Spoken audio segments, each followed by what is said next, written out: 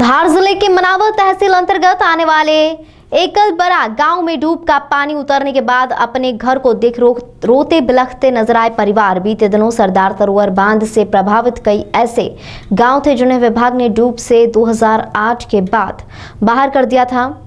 एकलबरा गांव को नर्मदा घाटी विकास प्राधिकरण के अधिकारियों ने किया था डूब से बाहर। लोग कहते रहे मगर विभाग ने न मानी और हो गई त्राही त्राही। जिस एकलबरा में पानी ने तबाही मचाई, उस गांव के लोगों का कहना है कि आखिर हमने घर के पीछे 138.6 का पानी रहेगा तो हम भी डूबेंगे, मगर प्रशासन और विभाग ने नहीं माना। आज तो त्रासदी डूब की आई जिसमें प्राकृतिक नहीं बल्कि विभाग जिम्मेदार है। 4 घंटे में पानी यहाँ आ गया। 120 कुंटल तो बाहर डॉलर पड़े हुए थे। इधर गेहूं अलग पड़ा हुआ था 50 कुंटल के समथिंग। अभी मक्का अभी आप देख सकते हो कोटी में पड़ी हुई है। यहाँ पूरे डॉलर और मक्का वगैरह पूरी पड़ी हुई थी। बाकी तो ये गृहस्थी का सामान पूरा अस्त व्यस्त हो गया। फ्रिज वगैरह, कूलर अपना। प्रशासन की ओर से आपको क्या सुविधाएं मिली थी उस समय? सुविधा तो ठीक है, अलर्ट भी कर देते तो, या तो कभी नाइट में पानी आता तो पूरी। प्रशासन ने कोई मुनादी नहीं करवाई थी? प्रशासन ने कोई मुनादी नहीं करवाई थी? नहीं, कुछ भी नहीं। क्या कुछ लेके भगे थे उस समय जब पानी का मंजर था? तन पे कपड़े लेके भगे थे हम। वो भी इतने पानी में गए थे यहाँ से गली में से निकल के। एक जोड़ कपड़े भी नहीं ले जा पाए यहाँ से। मतलब जो पहने थे वही इतने पानी में से निकल के गए थे यहाँ से। कभी इस प्रकार का मंजर आपने देखा था इस गांव में पहले कभी? नहीं देखा। बहुत समय क्या कुछ देखा आपने जिस समय यहाँ पर पानी भरा? ये समय में 4 बार आए तो नीचे पानी था तो हम उस समय ये समझा था कि वहाँ तक लेवल मिला है एक आचम्बर क्या वो फिर एकदम से पानी आई गयो।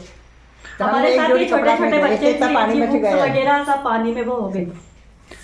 क्या परिस्थितियां थी उस समय? क्या कुछ हास्य प्रदर्शन ना कितना यहाँ तक कैसे होगा, मतलब तो हम तो बेफिक्र थे। 9 बजे रात को यहाँ से निकल के गए इतने पानी में। सिर्फ जान बचाई है और कुछ नहीं बचा। कोई नहीं बचा। प्रशासन की तरफ से यहाँ पर कोई लेने तक नहीं आया। हाँ, मतलब एक भी पुलिस वर्ग का अधिकारी या कोई प्रशासन का अधिकारी यहाँ लेने तक नहीं आया कि क्या हालत है आपकी। कि भाई थोड़ा सा ये कर दे। जब इतना भरा था पानी तो उन तक तो आई होगी ना सूचना।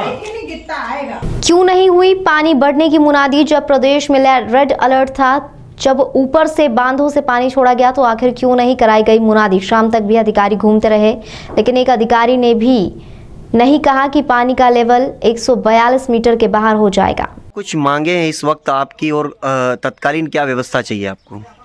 देखिए, अभी शासन ने राहत के लिए हमें अभी कोई भी व्यवस्था नहीं दी है हमारे गांव के लोगों को, ना ही हमें कोई ट्रांसपोर्टेशन की व्यवस्था दी है। अभी हमारी मेन मांग ये है कि हमारा जो अनाज रह गया है, यहाँ पर जो सामान रह गया है जिसे हम से इकट्ठा कर रहे हैं, उस अनाज और उस सामान को कम से कम हमारे किसी ठिकाने तक ले जाने के लिए हमें ट्रांसपोर्टेशन की व्यवस्था की जाए। और दूसरी, हमारे जो कई मवेशी तो मर गए हैं, कई गाय, कई बैल, ये जो मर चुके हैं, लेकिन जो बचे हुए हैं उन मवेशियों के लिए हमारे पास चारे की व्यवस्था नहीं है, जो प्रशासन अभी करवा नहीं रहा है। कल एक गाड़ी पहुंचाई थी जो एक मवेशी पर 5 किलो भी चारा वो नहीं पहुंचा पाए हैं। हमारी मांग है कि एक मवेशी पर कम से कम प्रतिदिन का 20 किलो चारा अगर हमारे यहाँ पर पहुंचेगा तो ये हमारे लिए बहुत राहत की बात होगी। और ऐसे गरीब लोग, ऐसे कुछ लोग हैं जिन्हें खाने की व्यवस्था नहीं है, उन्हें अगर फूड पैकेट्स पहुँचाए जाए शासन के द्वारा तो ये बहुत ही हमारे लिए राहत का काम होगा। और अभी तक मध्य प्रदेश के मुख्यमंत्री द्वारा इस पूरी घटना पर कोई भी एक छोटा सा भी एक उनका बयान नहीं आया है। इससे हमें पता चलता है कि वो हमारे प्रति कितने असंवेदनशील है और कितने वो हम लोगों को महत्व देते हैं, नर्मदा घाटी के लोगों को। क्या नाम है भाई साहब आपका और क्या कुछ हुआ था 16 और 17 के दरमियान? सर, मैं ऋतुराज सिंह तोमर, पिताजी का नाम मंगल सिंह तोमर। सर, 16 और 17 के दरमियान भी सर यहाँ गांव के आसपास पानी भर गया था, तो उसके बाद भी इन लोगों ने सर्वे किया और आप लोग लेवल्स देख सकते हैं सर। यहाँ से घर से 10-10 फीट दूर है हमारे बस लेवल्स, और हमें सर डूब से बाहर कर दिया। उसका नतीजा सर आज ये हुआ कि आप देख सकते हैं हमारा ये जो गेहूँ, हम लोग फसल का जो हमारे गेहूँ निकला वो पूरा बर्बाद हो गया सर। इसको मतलब आप कुछ इसका कोई यूज़ नहीं है, पर फिर भी हम लोग किसान हैं तो जानवरों के लिए बचा के उसका यूज़ करने के लिए हम लोग कोशिश करेंगे कि हम लोग इसको यूज़ कर पाएँ। इसके अलावा सर हमारा डॉलर चना है पीछे, जो हमने बीज के लिए कम से कम 12 से 15 कुंटल जो रखा हुआ था। और उसके अलावा बहुत सारी चीज़ें सर, काफ़ी नुकसान, मतलब करोड़ों का नुकसान। और ये सारी गलतियाँ सर सरकार की है, उनके अफसरों की है कि सही रिपोर्ट्स या सही जो भी था उसको सही तरीके से पेश नहीं किया गया और हमें एक अलग काट के रख दिया गया। और करोड़ों का नुकसान, मतलब आप नुकसान आंक नहीं सकते सर। आप मुझे बताइए सर, इस घर में मैं रहूंगा कैसे सर में? और सर मेरे माता पिता रहेंगे कैसे? मतलब एक रात स्टे नहीं कर सकते यहाँ पे, कोई भी स्टे नहीं कर सकता। और कोई मतलब खाना कहाँ खाए सर? कितने दिन किसी के यहाँ खाएंगे सर? हमें बर्बाद कर दिया सर इस सरकार ने। सब कुछ बहा, न कागज बचे न सामान। जिम्मेदार पर कार्रवाई करने की मांग की गई। जिस समय एकल बारा में पानी भरा उस समय किसी को एहसास नहीं था कि पानी इतना बढ़ जाएगा, क्योंकि विभाग को जिम्मेदारी मिली थी। उन्होंने कहा था आप लोग निश्चित रहे, पानी 138.6 मीटर से अधिक नहीं होगा। इसके चलते लोग निश्चिंत थे, जिसके चलते उनका सब कुछ बह गया। गेहूँ है, मक्की, सोयाबीन है, 200 क्विंटल, बहुत सारा नुकसान हुआ है। घर का क्या कुछ निकाल पाए थे उस समय? कुछ ही नहीं, हम भी निकल के गए थे पानी में, बहुत सारा पानी में निकल के बच्चे लोग खंडे उनके बिठा के ले गए। कोई प्रशासन का व्यक्ति नहीं पहुंचा था? नहीं, कोई संदेश नहीं आया यहाँ पर। तो बिल्कुल बेघर हो गए। बैग लेके ना स्कूल जाने के लिए, तैयार होने के लिए वहाँ ले गए पुनर्वास पे, वहाँ भी नहीं हमारी जगह। बिल्कुल हम अनाथ हो गए हो, ऐसे हो गए थे, बिल्कुल छत भी नहीं सिर पे। अब कहाँ जाओगे?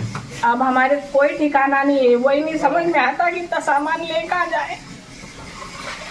सब कुछ तहस नहस हो गया। सब बिल्कुल कुछ भी नहीं रहा, कुछ भी करने माल भी भरा हुआ था, सब खत्म हो गया। इतना नुकसान खाने हुआ के लिए दाना भी नहीं रहा। तो बहुत हुआ भैया, कई बता सकते। किसानों का सैकड़ों क्विंटल अनाज बर्बाद। जिस समय पानी भरा उस समय मात्र तन पर पहने कपड़े थे, उतने ही बाहर निकले तो अनाज कैसे बचाएं? घरों में रखा डॉलर चना, जिसकी मार्केट कीमत 1 क्विंटल की 15,000 रुपये है, किसी के पास 150 क्विंटल तो किसी के पास 100। इस प्रकार पूरे गांव में मजबूत किसान होने के चलते लगभग 2 करोड़ से भी ज्यादा का अनाज मात्र एक गांव में बह गया और खराब हुआ था 16-17 रात के दरमियान। 16 तारीख को जब नर्मदा जी में पानी बढ़ने लगा तो किसी भी शासन या प्रशासन की तरफ से कोई सूचना नहीं दी गई थी कि पानी बढ़ने वाला है, और लोगों को पता भी नहीं था। जैसे ही लोग इस भ्रम में थे कि 138.68 मीटर जो पानी आता है उसी स्तर पर जल स्तर रहेगा, लेकिन जब उससे ऊपर बढ़ने लगा तब लोगों को दिखा कि यार पानी तो इससे ज़्यादा बढ़ रहा है।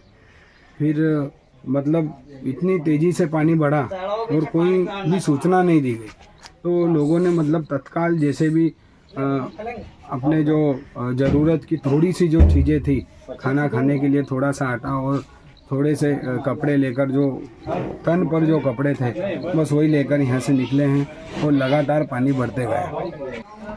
क्या कुछ हुआ था उस समय जिस समय इस गांव में पानी भरा था? आप तो काफ़ी बुजुर्ग व्यक्ति है और ये गांव एकलबारा काफ़ी नामी ग्राम रहा है दरबारों को लेकर भी। एक आदमी की वजह से सुप्रीम कोर्ट के जजमेंट के अनुसार मतलब जो 141.5 मतलब पानी का मतलब बैक वाटर था, मतलब उसके आधार पे पूरे गांव का मतलब भूअर्जन किया इन्होंने, मुआवजे दिए, क्या घर प्लाट दिए, और उसके बाद में पता नहीं इनको क्या हुआ ये नहीं बता पाते। उसके बाद में सीधा डायरेक्टर बोल दिया 3 मीटर हमने मतलब बैक वाटर कम कर दिया, 138.68 पॉइंट पे मतलब पानी रहेगा, इससे आगे नहीं जाएगी। आप आपात रहे, आप रह सकते हो यहाँ पे, मतलब आपके मकान वगैरह कहीं नहीं। 5-6 साल से अभी हम यहाँ रह रहे थे, मतलब देख रहे थे कि भाई पानी मतलब इससे ज़्यादा आगे नहीं जा रहा। जिस रोज डूबा ही परसों रोज, मतलब परसों 16 तारीख 17 तारीख 16 शाम को, हाँ 16 शाम को 5:30 बजे तक हर व्यक्ति निश्चिंत था। कोई अपना खाना बना रहा है, कोई घर का काम कर रहा है, कोई अपना माल ला के भर रहा है, कर रहा है, कपाट ऐसा हुआ। वो 6 बजे बाद जो अचानक पानी बढ़ने लगा, मतलब तो एक 1.5 घंटा या 2 घंटे में पूरा पानी का लेवल वो आ गया, वो 141 में पूरा पानी, जो मतलब बैक वाटर है, मतलब सुप्रीम कोर्ट के अनुसार बैक वाटर वो यहाँ पे लिखा हुआ है। वो देखो आप ऊपर फोटो ले सकते हो आप, मतलब ट्रैक्टर के 141.5 का, मतलब उसी लेवल पे पानी, उससे कम से कम मतलब आधा पौन फीट ऊपर आया पानी से। सब हड़बड़ हुई मतलब, और उनका ये कहना पड़ा कि भाई मतलब हम अगर डैम के गेट खोल देंगे तो मतलब वो सवाल खड़ा हुआ है कि भाई ओंकारेश्वर डैम के 22 गेट खोले हैं तो आप इधर नीचे गेट खोलें। उन्होंने बोला कि बोले मतलब नीचे गेट खोलेंगे तो ज़्यादा तबाही आ जाएगी, ऐसा होगा ये होगा क्या, और हम धीरे से पानी निकाल लेंगे। मतलब जब इतना पानी आया, इससे ऊपर आया, और फिर 1 बजे के करीब मतलब उन्होंने डैम के गेट खोले मतलब, और सुबह सुबह पूरा पानी खाली कर दिया, उसमें सारा ये पूरी तहस नहस हो गया पूरा। क्या कुछ बर्बाद हुआ इस गांव में?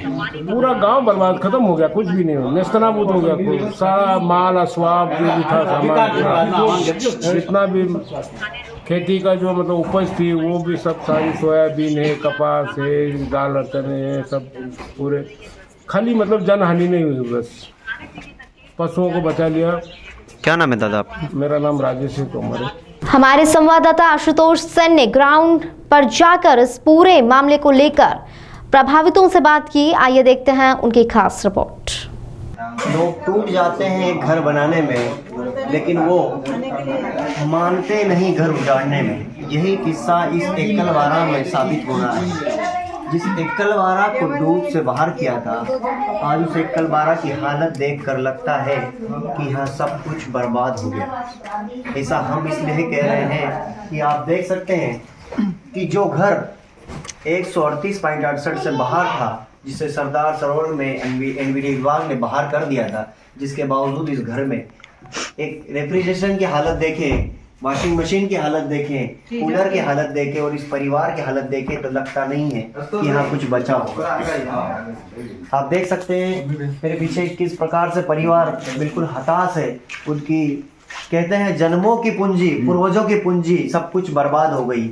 अब इन दीवारों का भी कोई भरोसा नहीं, जो पानी से भीग कर टूटने की कगार पर है। कब तक रहेगा ये घर, अब ये कह नहीं सकते। हम परिवार से जानेंगे क्या कुछ हुआ था उस समय जब यहाँ पर पानी भरा था। अगर इस एकलवारा की बात करें तो एकलवारा दरबारों का गांव था, जो इस गांव से अन्य 12 गांवों का संचालन करता था।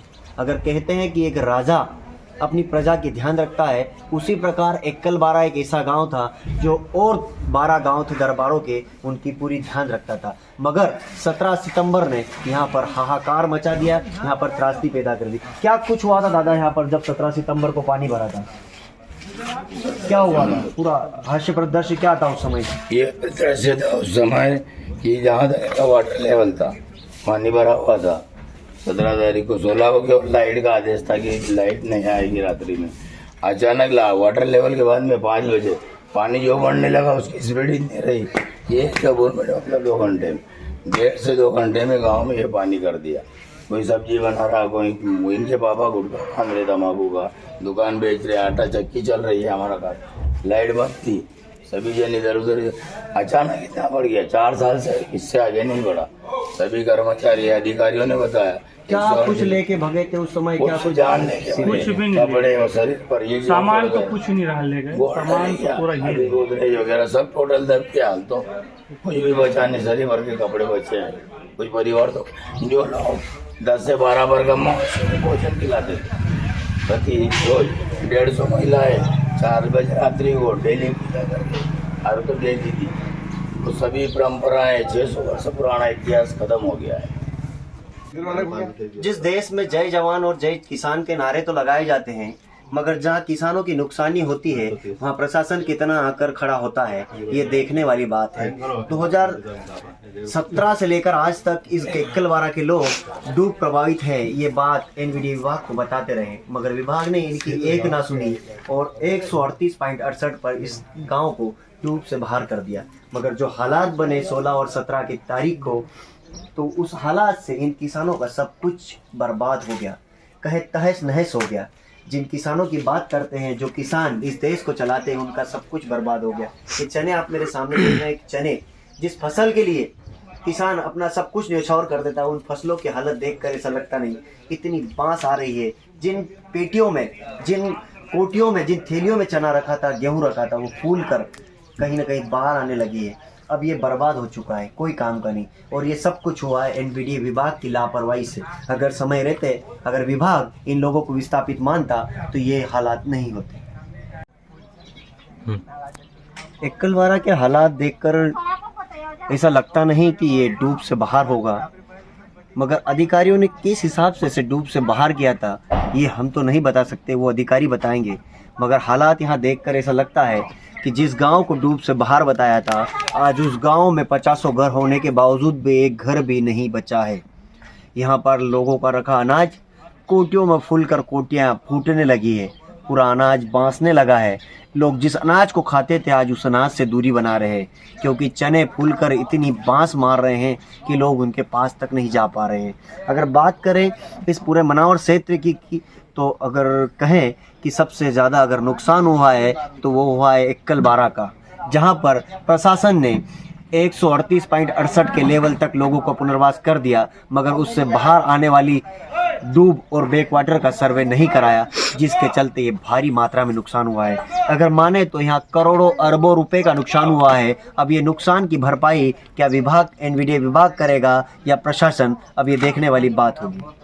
कुछ हुआ था, इतनी तबाही का मंजर हुआ है। ये पानी का वाटर लेवल इतना है, गेहूँ और सोयाबीन यहाँ रखे थे, 4 कोटी सोयाबीन रखे, चारों कोटी फट गई फूल के, और गेहूँ रखे 2 कोटी, दोनों कोटी खराब हो गए।